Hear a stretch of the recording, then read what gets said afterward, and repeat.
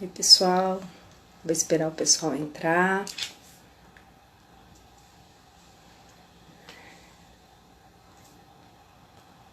Vamos convidar a doutora Cristina. Cris, pede para participar, para eu poder te aceitar. Oi, Bruno. Tudo bem?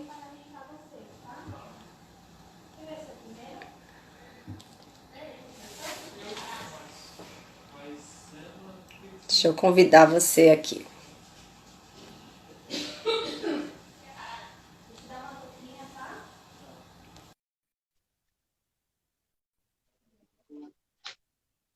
Só aceitar, Cris.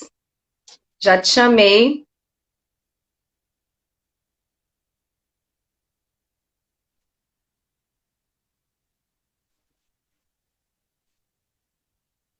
Oi, Aline. Saudade de você. Cris, aceita para aparecer ao vivo?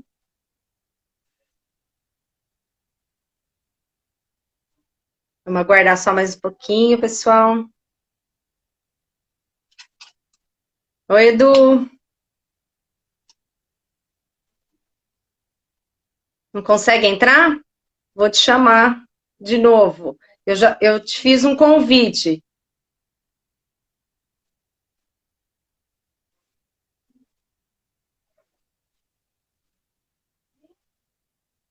Te convidei de novo, Cris. Ah, Aí, agora show. agora Socorro, foi. socorro. Tava aqui no socorro. Vai acabar a live, A eu tô aqui, socorro. tecnologia faz parte.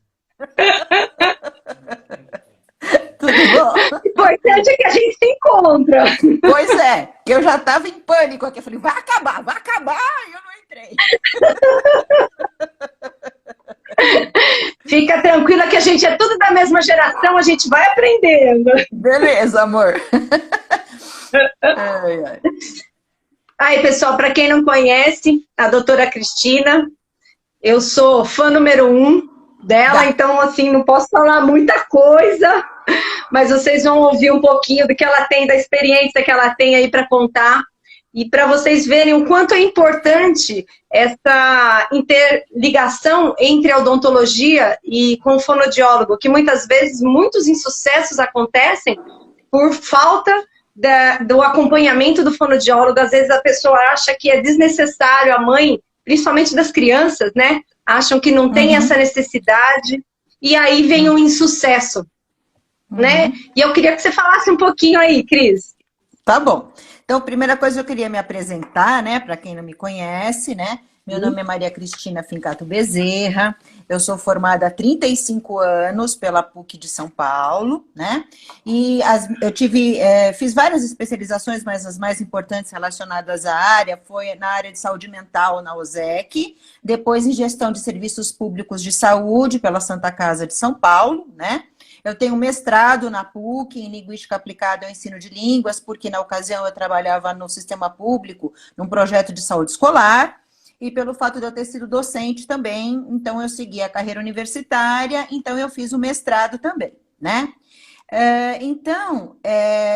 O que acontece?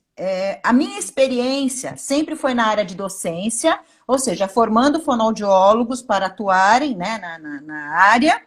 E na PUC, primeiro momento, eu dei aula na PUC há alguns anos, depois eu dei aula na Uniban, né?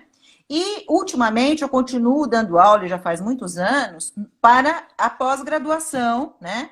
Para uma especialização coordenada pela doutora Tereza Momenson, né?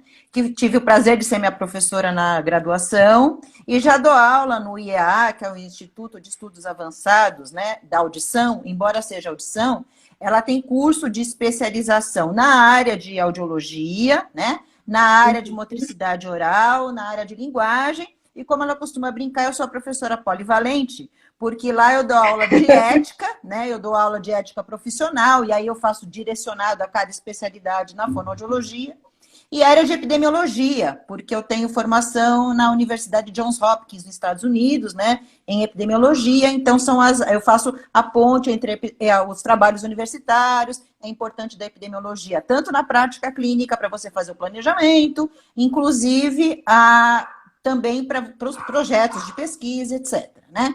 Então, a minha área foi basicamente a área de docência, né? E a área de saúde pública ou saúde coletiva, porque eu trabalhei na Prefeitura Municipal de São Paulo muitos anos, acabei de me formar me aposentar da Prefeitura há pouquíssimo tempo, né?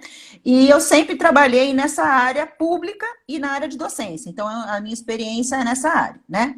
Então eu queria agradecer muito, né, o teu convite, porque apesar da nossa amizade de muitos anos, a gente sempre bateu papo, a gente sempre falou da integração do nosso trabalho, né? Você é uma das gente que tem consciência disso, né? Então, a primeira coisa é apresentar o que é a fonoaudiologia, o que o fonoaudiólogo faz, né? Então, o fonoaudiólogo é um profissional de nível universitário, né? Que ele atua na área do que a gente chama de distúrbios da comunicação humana. Então, primeiro a gente trabalha na promoção de saúde, como uma forma geral, né?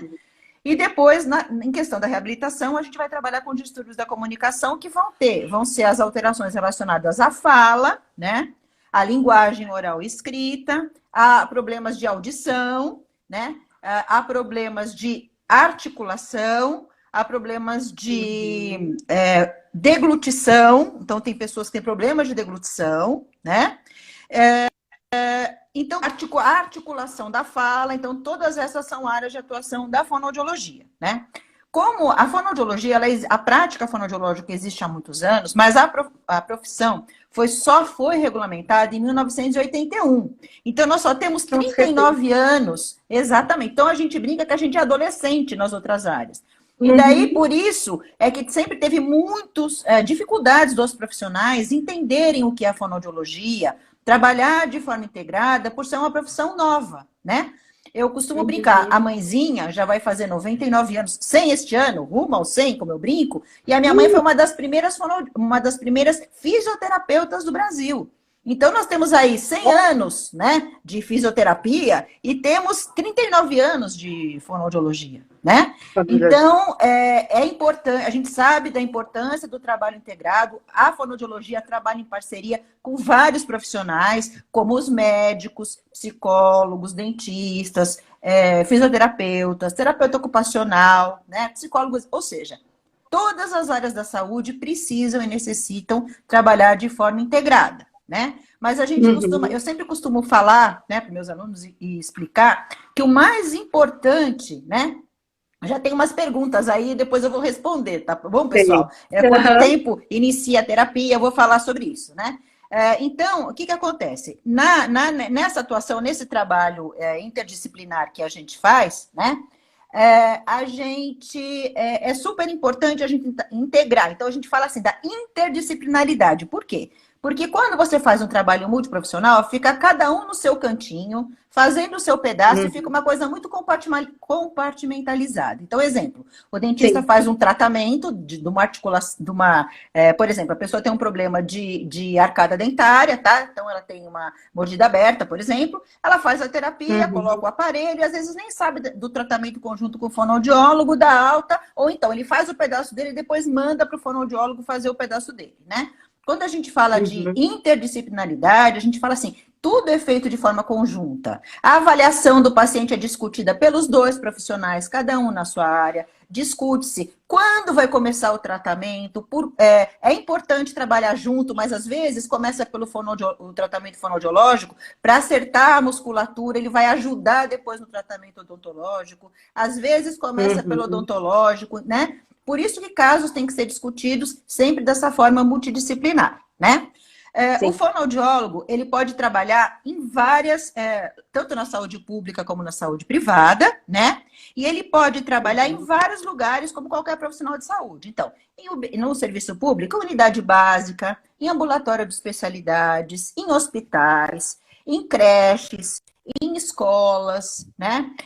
Pode trabalhar no consultório, fazer trabalhos a domicílios, como a equipe de home care, que o Dr. Wendel falou, né, da importância da equipe multidisciplinar na palestra dele, né? A psicóloga também falou, a gente também vai falar da integração com os psicólogos, que também é muito importante, né? Então, a gente trabalha assim, em casa de saúde, até em meio de comunicação de massa. Então, por exemplo, o Daniel, que tem essa voz maravilhosa, ele fez um trabalho com uma fonoaudióloga, né? E hoje ele já tinha uma voz, né, uma habilidade ótima. Mas, por exemplo, foi uma fonoaudióloga que trabalhou e melhorou a voz do Daniel, né? A gente tem a Glorinha Whitemire, uma fonoaudióloga famosíssima que trabalhava na Globo, né? Então, a gente não trabalha só na área clínica. A gente também trabalha, né, com a área, por exemplo, da estética, com a área A gente pode trabalhar em empresas, né? Por exemplo, a saúde do trabalhador, né? A fonoaudiologia que trabalha na área de saúde do trabalhador trabalha em empresas, o próprio fonoaudiólogo para trabalhar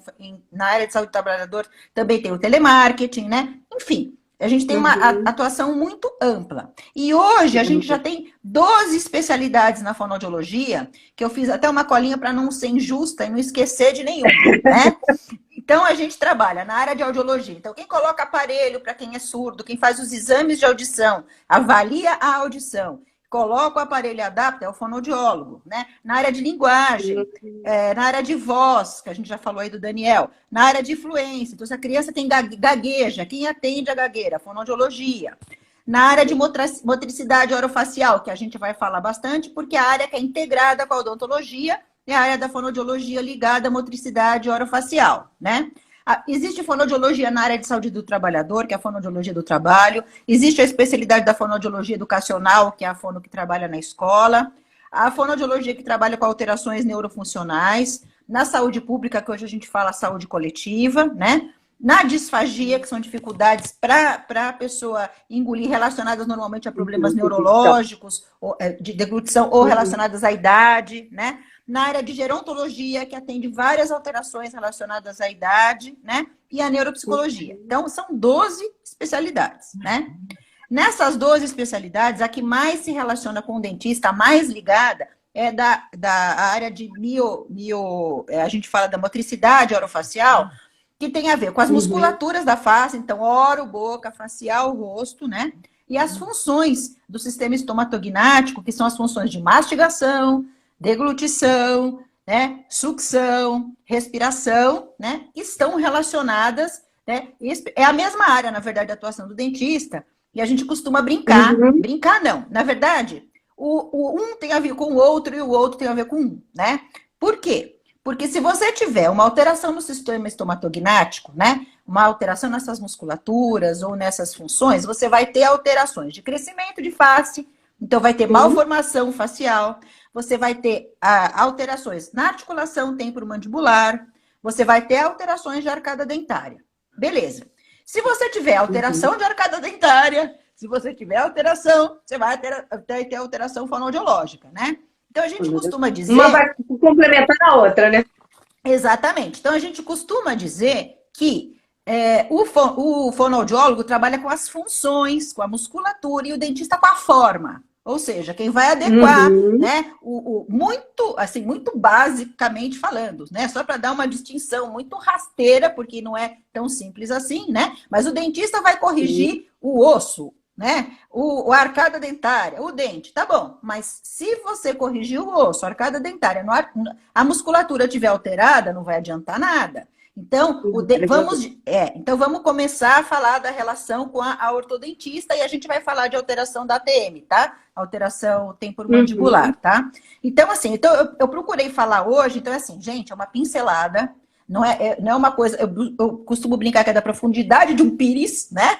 Para a gente poder entender quais são as relações e volto com o maior prazer, Samara, chamar, ou se houver interesse de vocês, para falar e tirar a dúvida de vocês, tá? E eu vou falar, então, de algumas áreas da própria odontologia que tem a ver, né, com a fonoaudiologia, né? Então, por exemplo, na área de ortodontia, né, a gente está vendo isso, que existe essa integração, e essa integração é tão importante que existem trabalhos já publicados, né, por fonoaudiólogos e por dentistas, né? Mas eu vou citar dois trabalhos de 2003, da Coutinho e tal, que ela analisou os dentistas e desde aquela época 73%, aliás, 75% dos dentistas encaminham os pacientes para fonoaudiologia, apesar de ser uma profissão nova que a gente falou. Por que 75%? Porque ele já tem consciência de, se a pessoa tiver problema respiratório, por exemplo, uma respiração oral, que provoca uma alteração na arcada dentária, a gente vai falar um pouquinho sobre isso, a pessoa precisa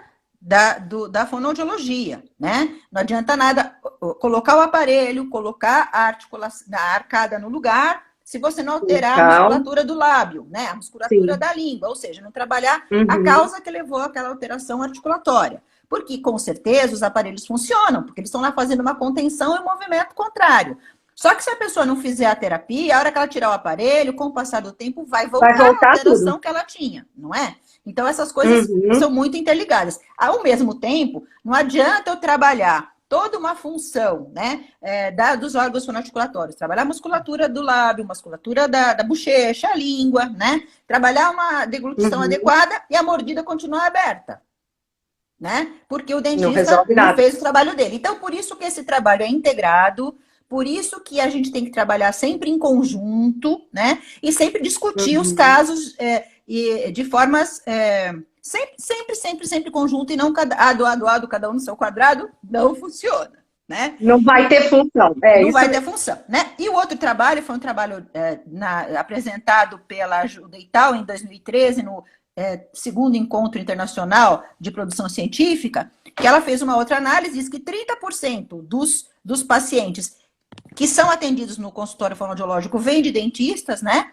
De ortodontistas e dentistas na área de motricidade oral, e 40% dos casos dos dentistas, eles só dão alta depois da alta da fono, por conta de tudo isso que a gente está conversando. Se a gente não trabalhar de forma integrada, né?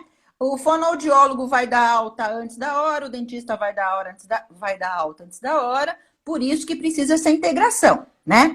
Então, quando a gente fala de motricidade oral, várias alterações, né, estão relacionadas ao sistema estomatognático, ou seja, às funções de sucção, mastigação, deglutição, aos órgãos fonoarticulatórios, e isso vai estar diretamente relacionado ao ortodontista, né? E ao, por exemplo, ao cirurgião bucomaxilofacial também, porque se a pessoa tiver uma deformação de face que necessitar de uma cirurgia, quem vai fazer a cirurgia é o cirurgião bucomaxilofacial, né? Se a pessoa tem problema de arcada dentária ou problema de articulação temporomandibular, a arcada dentária é o ortodontista, né? E a TM, a gente sempre conversou que tem o cirurgião bucomaxilo, que vai fazer a cirurgia da TM, não é? E aí a gente vai precisar dos dois profissionais juntas, né?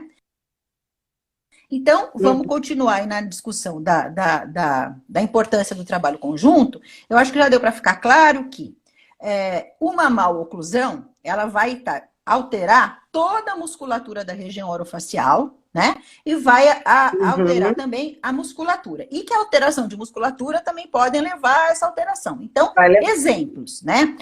Até respondendo uma pergunta que a tua ortodontista, né, colocou assim: se a pessoa tem um problema respiratório, né, e ela tem, ou seja, ela tem uma respiração oral, respira pela boca, o que acontece? A língua fica assim, ó. A gente olha a postura da pessoa, ela tem a bochecha caída, a língua alargada, assim, ó. Né? Então a língua fica a mais força dessa língua, né? Então ela diz assim: a língua tá para fora, tá. A língua tá maior, tá. Que ela diz assim, às vezes os pacientes falam: eu tenho a sensação que a minha língua é enorme. Se é uma respiradora oral, ou seja, se ela é respiradora pela boca, ela vai ter essa postura. Essa postura pode alterar os sons da fala. Então a pessoa vai ter o ceceio anterior, que a gente fala. A pessoa fala assim: sapo, selo, sino, suco, você, casa. Então essa postura dela falar assim, né, vai fazer com que ela empurre a arcada dentária. Então, ela vai ter, normalmente, em casos de mordida aberta, porque a língua está lá, ocupando espaço, não deixando a arcada fechar, não é? Essa língua, assim, então, vai alterar a fala. Então, precisa da fono? Precisa, porque ela está falando sapo, fino, selo, né? Fora os... né? Então ela precisa, né, cuspir no mundo, né? Então ela precisa fazer um tratamento fonoaudiológico e adequar a fala dela. Lógico, tá na cara que a fala tá adequada, tá inadequada. Mas além disso, o que mais tá inadequado? Postura da língua, né? A língua normalmente ela fica aqui, ó, no céu da boca, atrás dos dentes, tá? Atrás dos incisivos. tá?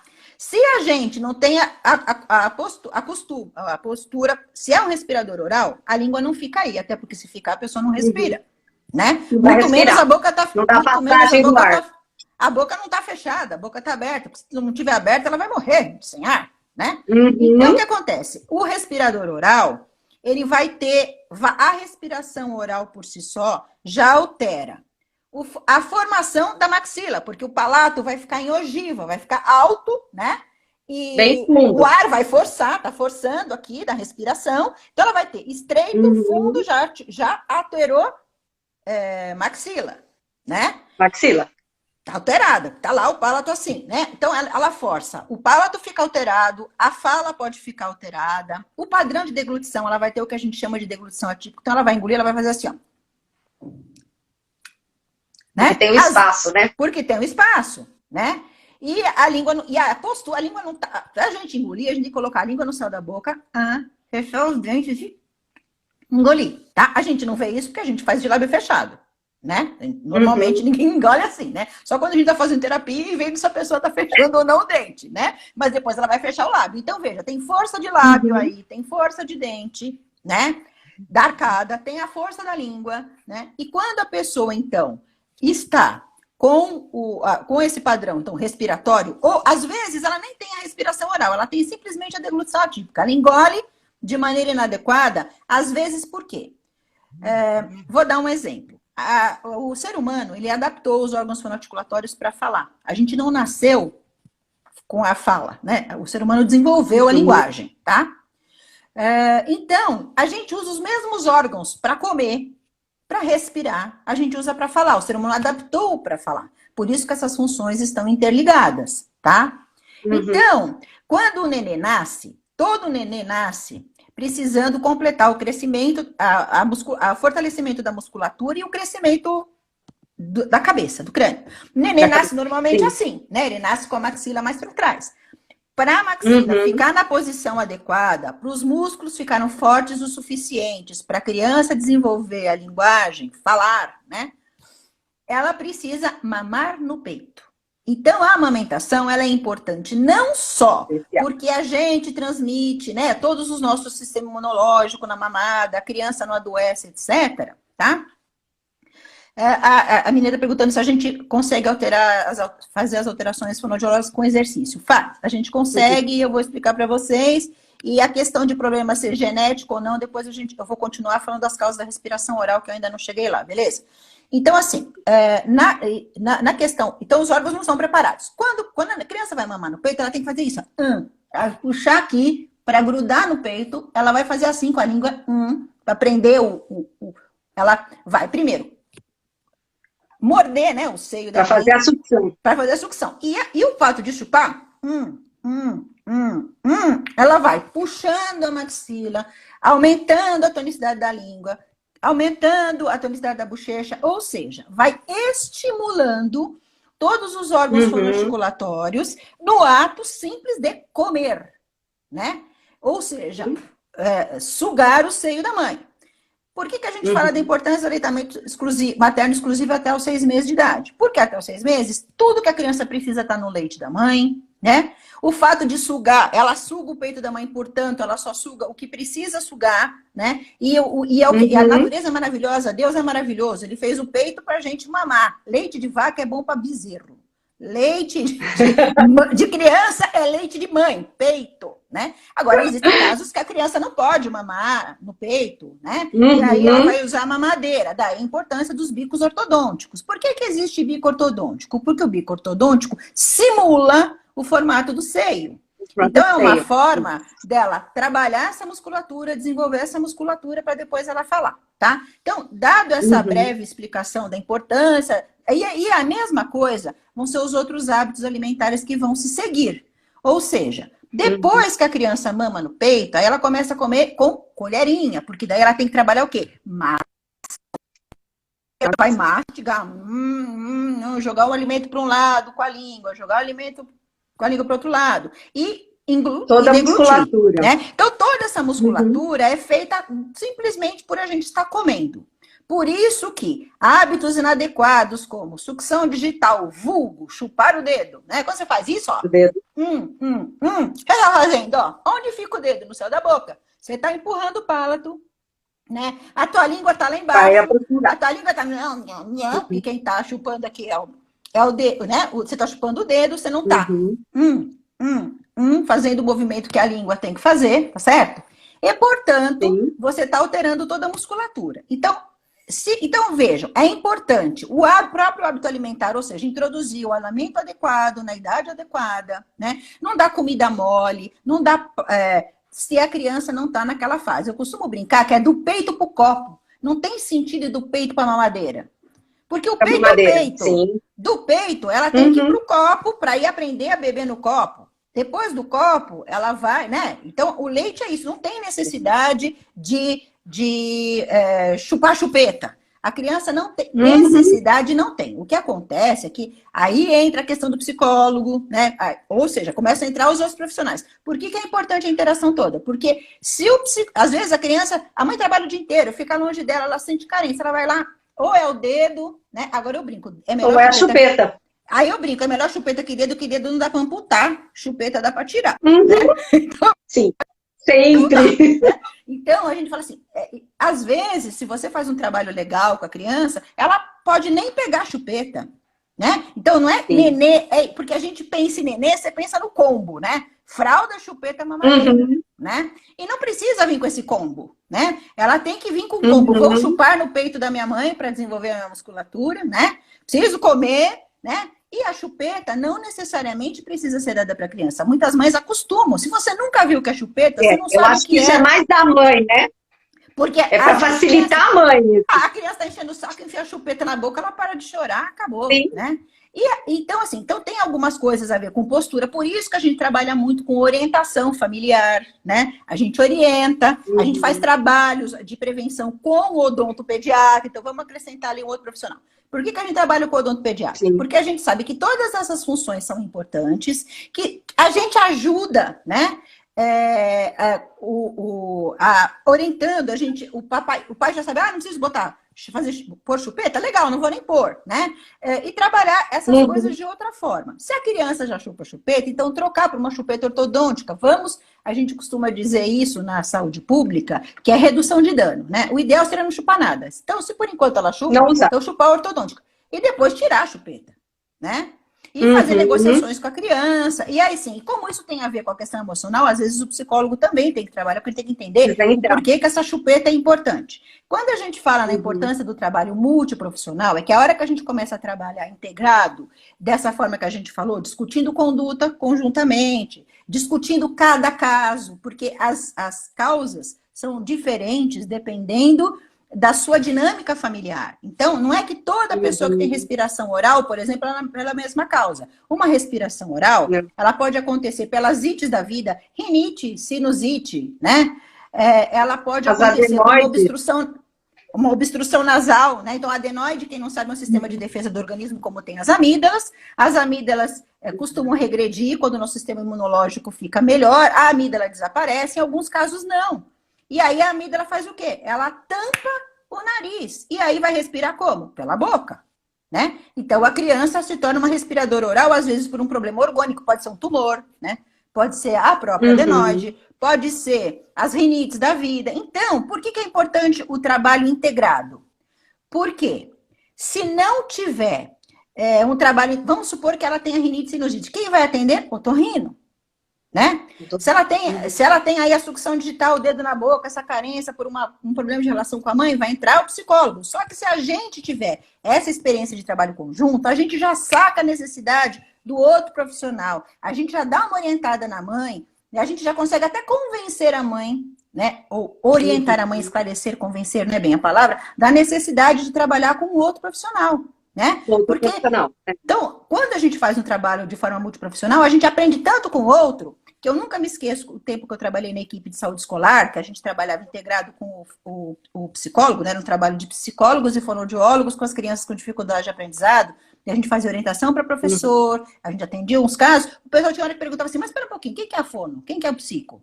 Porque o fono falava, eu falava algumas coisas de dinâmica familiar, o psicólogo falava coisa. Por quê? Porque a gente está integrado. Então, Está integrado, sim. naquilo que é básico, a gente consegue entender, compreender melhor o caso. Por isso que a importância do trabalho integrado, de não ficar, né, como eu falei, cada um no seu quadrado, né?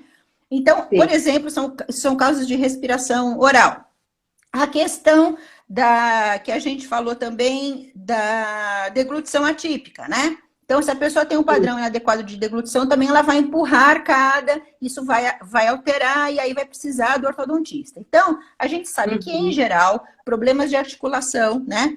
Problemas da arcada dentária são tratados por ortodontista, né? E aí a gente trabalha dessa forma integrada que vocês já viram, que um depende do outro, o outro depende do um, né? Falamos também da questão, que a menina perguntou, vamos lá, a questão da articulação temporomandibular, né?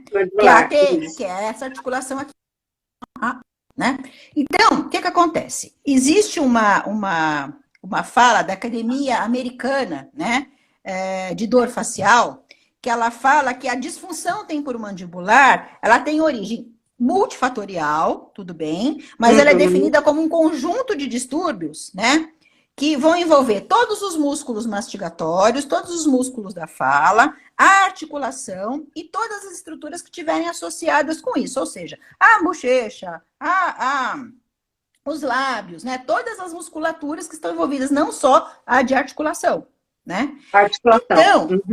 Então, na verdade, na ATM trabalha quem? O fonoaudiólogo e o cirurgião bucomaxilofacial. O que pode levar a um problema de articulação temporomandibular? Uma série de coisas. Exemplos, né? A pessoa sofreu um traumatismo craniano, bateu o carro, né? E deslocou, né? Deslocou lá a mandíbula, né? Ou mesmo teve um esmagamento de face, né?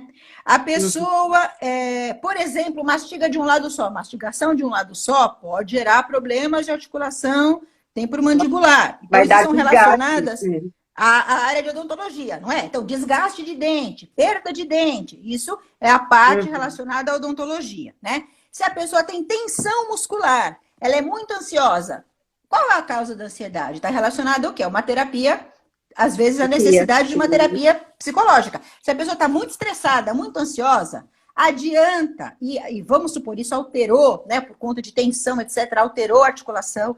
E aí, o problema, vamos supor que o problema não é ósseo. Se for ósseo, vai entrar o dentista que faz a cirurgia. Se é muscular, vai entrar o fonoaudiólogo e normalmente trabalha-se junto, porque não dá para dissociar uma coisa de outra. Mas, às vezes, não precisa de uma cirurgia, né? Então, faz a avaliação no bucomaxila e diz, olha, não tenho o que fazer nesse caso, vamos dizer, ainda não chegou, não é um caso cirúrgico, então o fonoaudiólogo vai trabalhar. Então, por isso também, entrar outros profissionais depende do estágio que aquela alteração está, né? Às vezes você não precisa, às vezes o trabalho é conjunto, né? E às vezes entra primeiro um profissional e depois o outro, né? Bom, uma outra questão são maus hábitos. Então, roer unha, ranger dente, né? Apertar o dente, dormir tensionando a musculatura, que a gente já falou que também tem a ver com a questão emocional. Tudo isso vai alterar a articulação temporomandibular. E o que acontece com a articulação temporomandibular? A pessoa vai sentir dor, né? Ela vai ter dor articular. Ela vai ter... Às vezes ela acha que ela está com dor de ouvido, na maioria das vezes. Na última instância, ela pode ter problemas auditivos, sim, dessa tensão, e precisar, inclusive, de um otorrino, né? Então, assim, só para as pessoas terem uma ideia, cerca de 62,9% dos pacientes que sofrem de alteração temporomandibular tem alteração fonoaudiológica, ou seja, nessa musculatura e precisa de terapia. 62,9%. É uma taxa muito alta. Muito alta. Né? Então, a gente tem que trabalhar muito integrado com os cirurgiões bucomaxilo também, né? Porque a gente trabalha, então, quando tem essas alterações, que a gente já falou as causas, né? E a gente sempre sabe isso, se o problema é ósseo, se o caso é cirúrgico, entra. Então, sempre aquela brincadeira da função e forma, né? Tá alterado, é o fonoaudiólogo, né? O osso tá alterado, é o bucomaxilo, né? Mas o bucomaxilo também não é um cara que trabalha só, né? ele vai trabalhar junto com o fonoaudiólogo, ele vai discutir conduta, ele também tem que estar ligado a essa questão emocional, né? Porque também não adianta a gente trabalhar tudo isso, que beleza, ela vai fazer os exercícios. E deixar o emocional ainda lá. E a causa tá lá. Aí ela vai parar de ranger dente? Não. Ela vai parar de tensionar a musculatura? Não vai, né? Então não adianta nada. Bom, juntando nessa parte aí, junto com as outras áreas da odontologia, vamos supor que a pessoa arranja dente, né? Que a gente chama de bruxismo, né? Ela precisa do dentista também. Por quê? Porque o dentista vai colocar uma placa de mordida, para quê? Para atenuar esse bruxismo, né? Para poder fazer a musculatura ficar mais relaxada. Então a placa serve como uma medida, vamos dizer, paliativa. Ela vai né, minimizar. Mas não adianta só placa se não fizer a terapia adequar a musculatura. Não adianta adequar a musculatura. Porque ela vai oscilar sempre. Placa, não é? E se a causa for emocional. Então, todas essas coisas são importantes. Então, eu acho que eu devo ter respondido a pergunta de quem fez sobre articulação temporomandibular ou ATM. Se não tiver respondido, quiser fazer mais coisas, pode falar aí que a gente responde, tá? A outra coisa são os traumas de face, que a gente estava falando, né? Que o bucomaxilo também atua. Então, se a pessoa tiver um trauma de face porque ela sofreu um acidente de carro ou de moto, né? Ela teve uma queda, sofreu uma agressão física, deram um soco, uma moquetada, o cara lá, né? Aconteceu uma briga, às vezes acontece em trânsito, né? O cara, sei lá, mas até isso pode acontecer. É uma agressão física e alterar, né? Então, se alterar isso vai alterar qualquer função do sistema estomatognático. Por quê? Porque alterou a formação do crânio, né? Alterou a formação óssea e muscular, porque houve um trauma. Sim. Né? Um trauma não é uma coisa inesperada, um acidente não é uma coisa inesperada, não é? E normalmente, vários desses traumas pegam a articulação, mexem com a mandíbula, daí vão interferir também na mastigação. Então, por isso que é necessário o trabalho conjunto do fonoaudiólogo com o cirurgião bucomaxilofacial, né? Uma outra área de integração, eu estou fazendo assim um pupurri só para as pessoas terem ideia, né, das áreas. Então, me desculpe que não está sendo muito profundo por conta disso, né? Uma outra questão é a criança que nasce com lábio leporino, que a gente chama, né, lábio de lebre, a fissura lábio palatal, que às vezes é só de lábio, às vezes é lábio e palato. Ou seja, nasce na hora que a criança vai se formar no ventre da mãe, no crescimento embriológico, as placas que vão formar o palato, que vão se juntar para formar o céu da boca, o palato ficam abertas, né? Então isso a gente chama de fissura, ou seja, uma abertura, né? Que pode dar só no lábio, né? Pode dar só no lábio, pode dar no lábio e no palato, né? E às vezes ela não dá no lábio, ela não dá e aí pode pegar a parte óssea e muscular, então você vê que o céu da boca é aberto, ou pegar a sua parte óssea. Eu tive um paciente no consultório que tinha passado por otorrino, e ninguém tinha percebido que a fissura era submucosa. O sintoma é na fala nasalizada. A criança falava nasalizado, né? Por quê? Porque o ar escapava. Escapava por quê? Porque tinha uma abertura, né? E a criança foi fazer a cirurgia, né? E aí o bucomaxilo fez a cirurgia, às vezes é cirurgião facial, às vezes eles trabalham em conjunto, né? Mas normalmente quando é palato é o bucomaxilo, né? Então ele fez a cirurgia, a mãe, inclusive, a gente fazia, sempre trabalho, o fonoaudiólogo em geral, sempre trabalha com um grupo de pais, a gente vai conversar sobre isso, a gente faz orientação familiar, porque não adianta nada o pai não saber o que a criança faz dentro do consultório, não tem função nenhuma. Principalmente na área de motricidade oral. Então, eu até já vou dar uma adiantada nisso. O que acontece com muitos pacientes que têm alterações na motricidade orofacial e nessas funções? Língua, bochecha, lábio é músculo. Você só vai adequar a tonicidade do músculo se você fizer exercício. Existem exercícios, como a menina perguntou, então respondendo a pergunta aí, existem exercícios para você adequar a tonicidade. Mas isso é igual aí na academia. Como é que você vai ficar sarada se você não vai fazer exercício, né? A lei da gravidade é cruel. Cai todo o tempo, despenca tudo e você tem que fazer exercício. Ninguém escapa. Nos órgãos fonoarticulatórios, ninguém escapa. Os órgãos fonoarticulatórios é a mesma coisa. Se a pessoa tem uma alteração nessa musculatura, se ela não fizer os exercícios em casa, não vai ter função. Não adianta ela ir à terapia, não adianta ela fazer uma boa avaliação, um bom diagnóstico, tá? Orientar, Uhum. ela ir à sessão de terapia, mas ela só fazer os exercícios na terapia, né? Aí vai chegar o Natal do ano 5.000 e ela não teve alta, né? Que é uma outra E pergunta aí que me vai fazem, dizer que a fono não funciona, não que o presta, tratamento da fono não né? funciona. E aí, no caso da fono, fica mais complicado, porque o dentista, ele colocou o dente está no lugar. Só vai cair se o Uhum. cara der uma porrada e fizer alguma coisa. Então, o dentista trabalhou legal. Botou lá o aparelho, legal. Mas se a pessoa não fizer exercício, vai voltar, né? A arcada vai ficar torta, não é?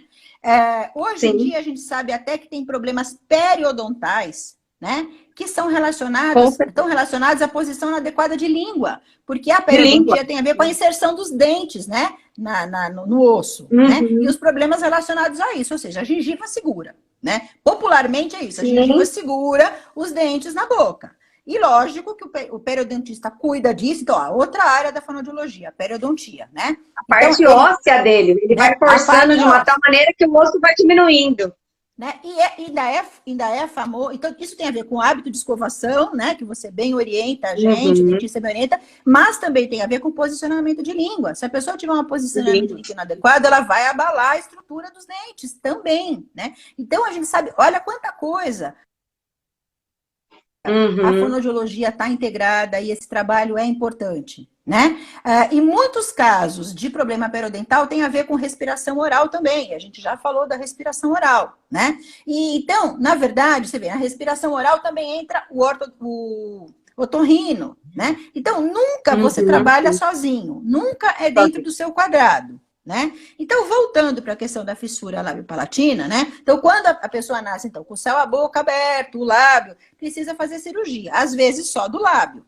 Então, dependendo da Uhum. complexidade, vai ser o tipo de terapia que vai ser feita e dependendo do órgão atingido, o trabalho que vai ser feito. Se for em relação ao lábio, vai ter que trabalhar a musculatura do lábio. Por quê? Por fato de estar aberto, né? Teve alteração nessa Uhum. musculatura. Hoje em dia, a gente, o Centrinho de Bauru, que é referência para isso, né? Você opera a criança pequenininha, né? E às vezes, só de você orientar a mãe, a criança vai mamar no peito, mesmo com fissura. Acredita que mesmo com fissura lábio-palatina, mesmo antes de cirurgia, a criança mama no peito. Mamar no peito já ajuda numa série de coisas para depois a questão da cirurgia. E depois da cirurgia, ela tendo sendo orientada, né? Por isso que é importante não só a terapia, mas a orientação, né? E dependendo do estágio que a criança está, ela vai ser orientada e só vai iniciar a terapia mais para frente, né?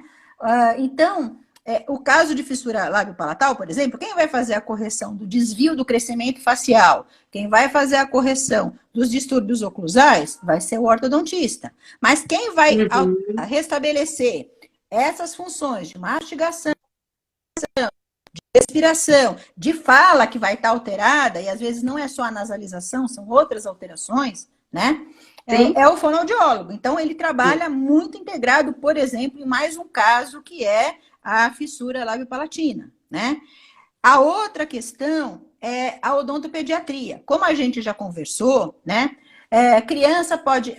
É super importante, então, o desenvolvimento, a mastigação, a gente falou da importância da sucção primeiro, depois de todos os hábitos Sim. alimentares adequados, né? O processo alimentar adequado para o crescimento dessa musculatura e para o desenvolvimento da fala e da linguagem, né? Então, a gente Uhum. já viu o quê? Que muitas vezes no trabalho de prevenção, então eu me lembro da época que eu trabalhava na unidade básica de saúde, a gente fazia grupos educativos entre o dentista, o educador de saúde e o fonoaudiólogo, ou seja, uma equipe multiprofissional, para discutir. Então a gente começa desde a prevenção nessa coisa, né? Prevenção da chupeta, né? Da mamadeira, Sim. de roer unha, né?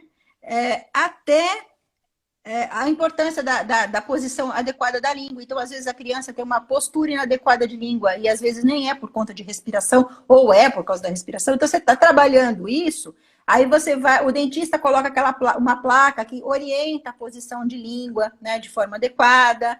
Né? Então, tem vários Uhum. trabalhos. Por exemplo, a criança pode nascer com freio lingual encurtado, freno de língua, né? Que é a chamada língua Sim. presa, né? E aí ela vai Presa. ter Sim. dificuldade de articular alguns sons, por exemplo, o lê, lê, lê, lê, lê, que é ponta de língua, o re, re, re, que a língua dá uma chicoteada no céu da boca, mas exige elevação de ponta de língua. Então, aqui, ó, Uhum. esse Ele aqui é o não freno consegue lingual, fazer. né? É o freno lingual. Se ele tiver ele anteriorizado, e ele está aprendendo, precisa dar um pique na língua. Às vezes é o pediatra que dá, às vezes até o dentista que dá, porque é só anestesia local, sim, né? Então tem muito dentista, muito odontopediatra que faz esse trabalho. Então é importante, por quê? Porque não adianta só o odontopediatra dar o pique e não recomendar a terapia fonoaudiológica, porque a criança não vai conseguir falar os sons porque ela tinha o frênulo encurtado, né? Já teve o vício, né? E aí ela já adquiriu, ela falou, né? O hábito. Hoje, 5 anos, ela já fala lê, todos os fonemas, todos os sons da fala, com 5 anos a criança já consegue falar, né? E às vezes ela vai fazer um pique na língua tardio, né? E às vezes ela não consegue falar, né? Ela fala Maia, né? Paia, e aí, por que tá falando paia, Maia? Às vezes ela tem um freno lingual encurtado, né? E não sabia, né?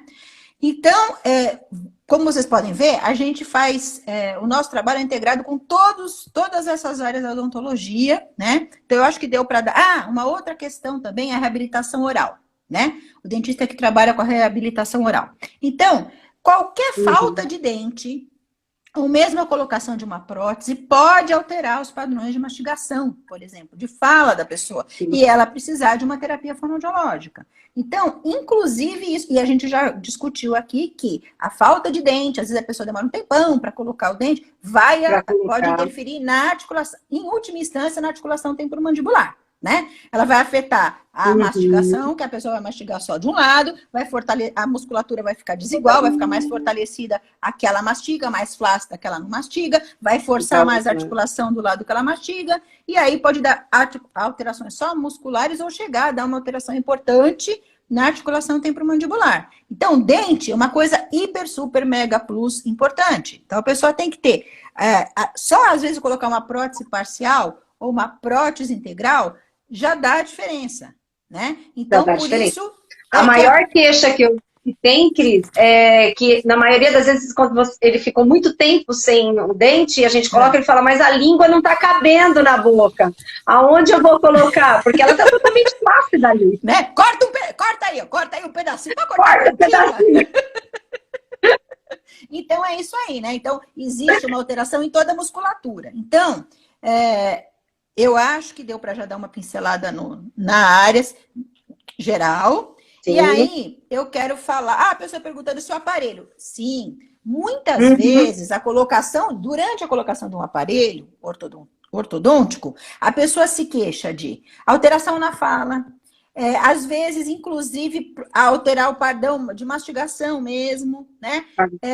Dor. Então, existe também técnicas e exercícios que atenuam essa dor com a utilização do aparelho ortodôntico, sim. Então, o aparelho, né? Às vezes a pessoa tem um problema de fala, porque levou, né, a alteração de fala, por exemplo, astigmatismo anterior, o sapo, felo, ou às vezes o lateral, chapo, felo, sino, né? Também está alterando, né? Ela está com a musculatura alterada, a língua está alterada, os sons da fala vão ficar alterados de várias maneiras, né? Então, existem vários trabalhos, sim, falando da questão ortodôntica, né? Que as pessoas, quando usam aparelhos, né? Essa dor que dá, o desconforto que dá o aparelho, às vezes dificuldade para comer, o lábio ressecado, né? Tudo isso o fonoaudiólogo vai interagir junto para poder aliviar esses problemas que podem ser causados pelo aparelho ortodôntico, né? Então, a gente também trabalha isso sim, Leisa, e é importante a gente, então, fazer... a Leilinha, é uma colega minha, né? Então, é importante também a gente também trabalha com a pessoa que tem o aparelho, né?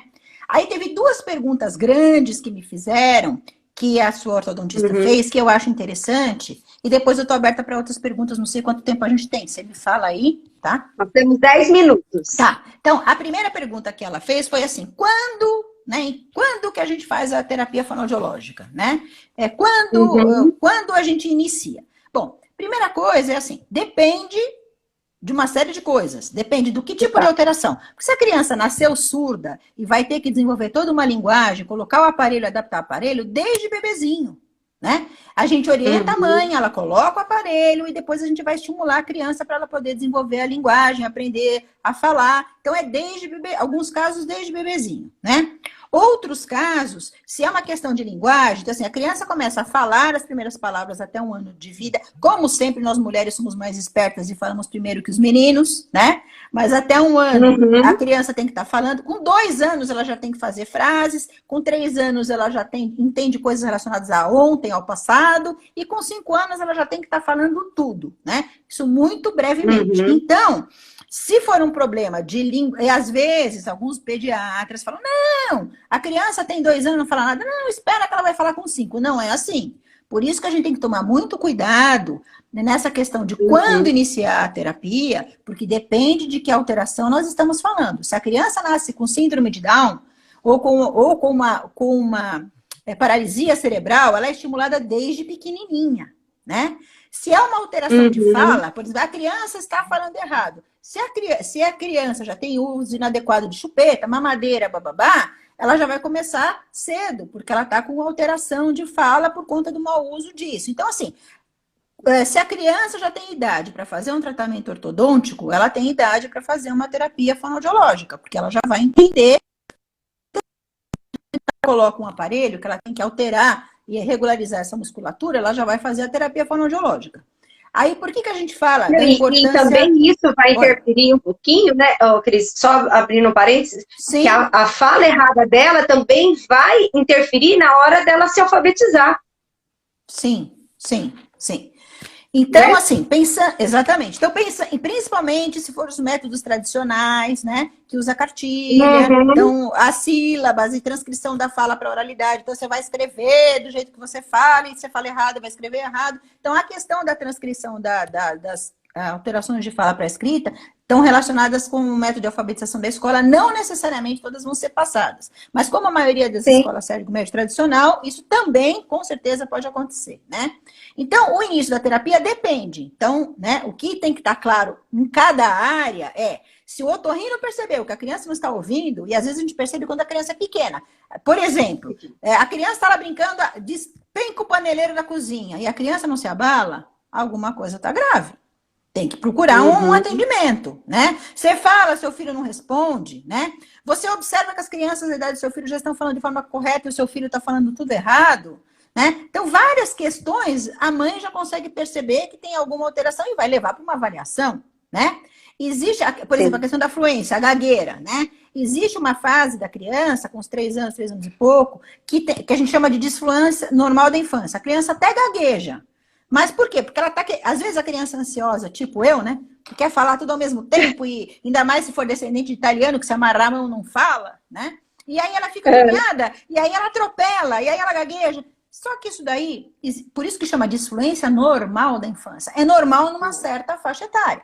Se isso continua, né, por N questões, de repente a mãe fica, não gagueja, fala direito, né, e é agressiva com o filho, ou é muito autoritária, a criança fica com medo, aí que trava, que não sai mais nada. Aí que vai gaguejar mesmo. Mesmo. Então, assim, existem questões, existem alterações relacionadas à fluência da fala, mas existem questões de fundo emocional, existe uma questão normal que pode virar anormal, dependendo da alteração da família. Então, não existe uma regra. Por isso que a gente não costuma, quando a gente faz esse trabalho de orientação, fazer perguntas do tipo, meu filho tem 5 anos, o que fazer? Por quê? Porque a gente não conhece o filho, não conhece a família, não fez anamnese. A gente consegue, num trabalho desses educativos, dar orientações gerais, né? Que é o que a gente faz, dá orientação geral.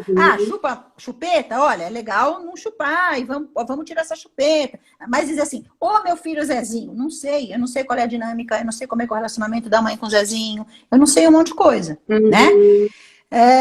E então, por isso que quando a gente trabalha para esse tipo de trabalho que a gente está fazendo, que é educativo, que a gente dá orientações gerais, são orientações gerais.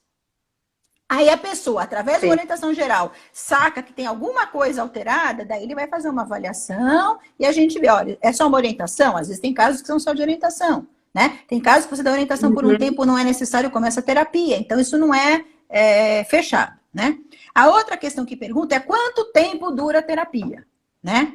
E aí é uma outra coisa que como eu costumo brincar, não faço pergunta difícil, né? Por quê? Porque o tempo de terapia vai depender da assiduidade do paciente. Ele falta, vira e mexe, falta consulta, ou ele é assíduo nas consultas, né?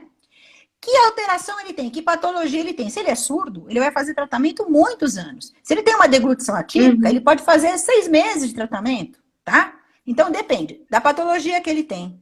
Depende da idade que ele tem, né? Do comprometimento que ele tem, da evolução que ele tem. Tem pessoas que aprendem, como esses exercícios envolvem também coordenação motora, né? Não tem pessoas que têm mais dificuldade de coordenação do que outras, tem pessoas que demoram mais para aprender um exercício do que outros, né? Então, tem questões individuais, né? Tem questões relacionadas à idade, ao tipo de alteração, ao grau de comprometimento, à família, porque se você atende criança pequena, então quando a gente fala, uma criança pequena que tem alteração e que ela já está indo lá no dentista, a gente vai fazer os exercícios, a gente até explica para ela, mas aí a gente vai falar que, olha, vamos imitar o carro, né? Olha, o cavalinho, né?